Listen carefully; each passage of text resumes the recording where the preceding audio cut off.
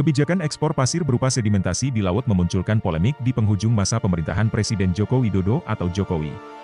Bahkan, sejumlah pihak menduga kebijakan ini membuka peluang ekspor pasir ke Singapura untuk melancarkan megaproyek pelabuhan terbesar di negeri singa. Polemik tersebut kembali mencuat setelah baru-baru ini, Kementerian Perdagangan menerbitkan Peraturan Menteri Perdagangan, Permendag, Nomor 20/2024 tentang perubahan kedua atas Permendag Nomor 22/2023 tentang barang yang dilarang untuk diekspor dan Permendag Nomor 21/2024 tentang perubahan kedua atas Permendag Nomor 23/2023 tentang kebijakan dan pengaturan ekspor. Revisi aturan tersebut merupakan tindak lanjut dari Peraturan Pemerintah, PP, Nomor 26/2023 tentang pengelolaan hasil sedimentasi di laut. Salah satu ketentuan yang diatur Belait ini yaitu pemanfaatan sedimentasi di laut berupa pasir laut untuk ekspor sepanjang kebutuhan dalam negeri terpenuhi dan sesuai dengan peraturan perundang-undangan yang berlaku.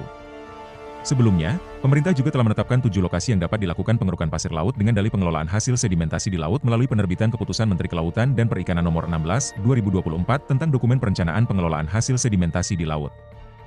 7 lokasi tersebut yakni Demak, Jawa Tengah dengan potensi volume hasil sedimentasi di laut sebanyak 1,72 miliar meter kubik, Surabaya, Jawa Timur dengan potensi sebanyak 399 juta meter kubik, dan Cirebon, Jawa Barat 621 juta meter kubik.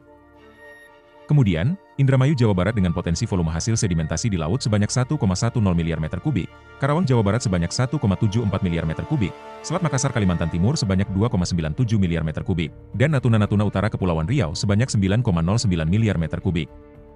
Apabila ditotal, potensi volume hasil sedimentasi dari 7 lokasi tersebut mencapai 17,65 miliar meter kubik.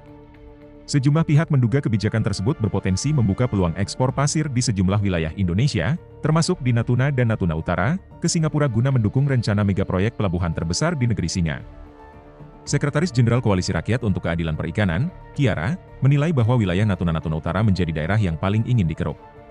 Pasalnya, dari total potensi volume hasil sedimentasi dari 7 lokasi tersebut mencapai 17,65 miliar meter kubik, 51% berasal dari Natuna atau sebesar 9,09 miliar meter kubik.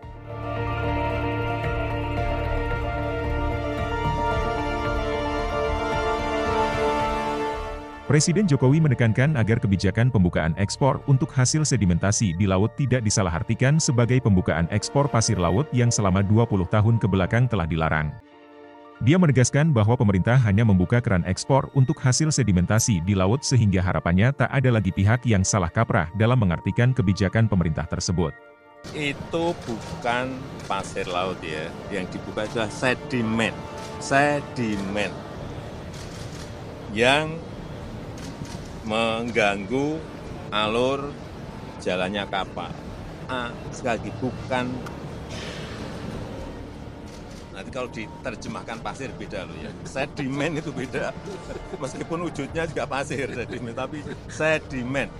Coba dibaca di situ, sedimen.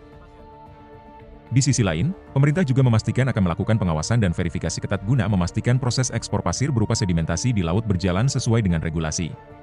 Direktur Jenderal Bea Cukai Kementerian Keuangan, Kemenkeu, Askolani menjelaskan, ketentuan-ketentuan yang tertuang dalam Peraturan Pemerintah, PP, Peraturan Menteri Perdagangan, Permendag, serta Peraturan Menteri Kelautan dan Perikanan memperbolehkan ekspor hasil sedimentasi di laut, bukan pasir laut.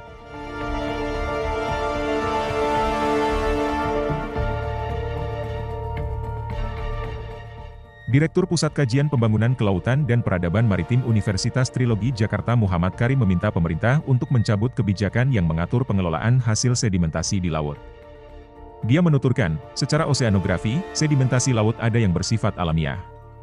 Misalnya, terjadi karena bencana alam seperti letusan gunung berapi yang mengalirkan laharnya lewat daerah aliran sungai, das, yang bermuara ke laut. Sedimentasi laut juga dapat terjadi akibat tindakan eksploitasi ekstraktivisme manusia di daerah hulu sungai dan pesisir yang masuk ke perairan laut, seperti penambangan dan sebagainya. Alih-alih mensejahterakan nelayan, kebijakan ini justru dinilai mensejahterakan oligarki dan korporasi yang akan mendapat izin usaha penambangan pasir laut.